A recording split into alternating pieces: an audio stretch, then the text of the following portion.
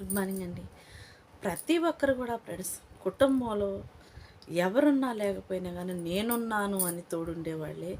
అది భర్త కావచ్చు, భార్య కావచ్చు, కుటుంబంలో అన్నలు కావచ్చు, తమ్ముళ్ళు కావచ్చు. ఈ రోజున పెద్ద కుటుంబాలలో అంత బంధురికం అంత సుట్టిరికం లేదనుకోండి.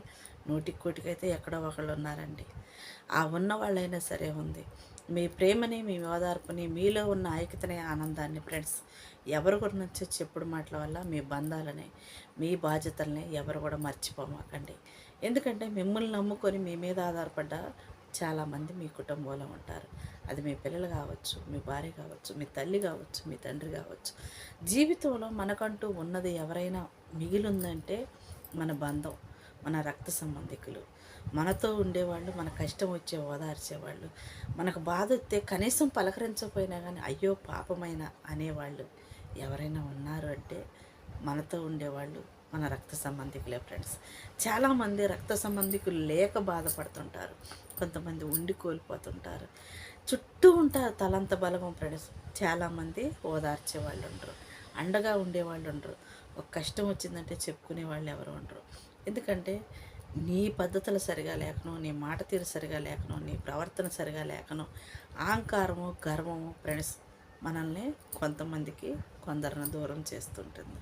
చాలామంది తెలుసుకోండి ఫ్రెండ్స్, అహంకారం గర్వం కోపమైనా కానీ కొద్దిసేపే ఉండాలి, కానీ అది నీ కుటుంబాన్ని వేరు చేసేంతగా ఎప్పుడు కూడా మీరు తెచ్చుకోవద్దు.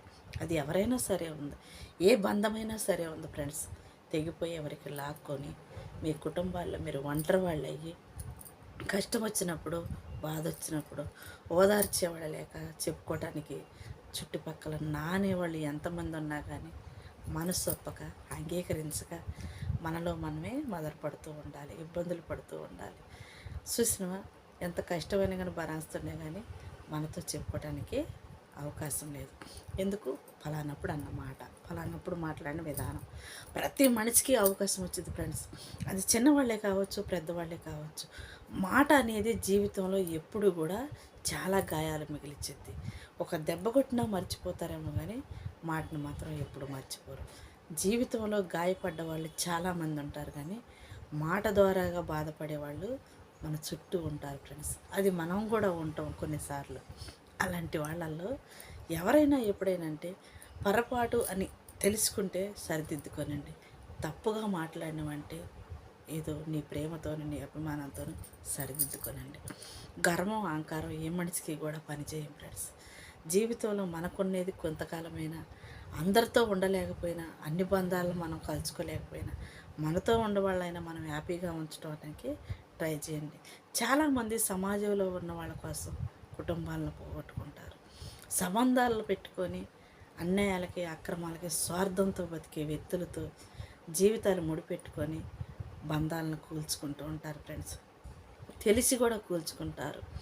ఓడిపోయిన తర్వాత, మోసం చేసిన తర్వాత, మిమ్మల్ని వాడుకొని వదిలేసిన తర్వాత ఒకప్పుడు గాయాలు, ఒకప్పుడు బాధలు మళ్ళీ తిరిగి నీ కుటుంబానికి నువ్వు వచ్చి దగ్గర కావాలనుకుంటే చేరనయ్యవు, తిరిగి రాలేవు.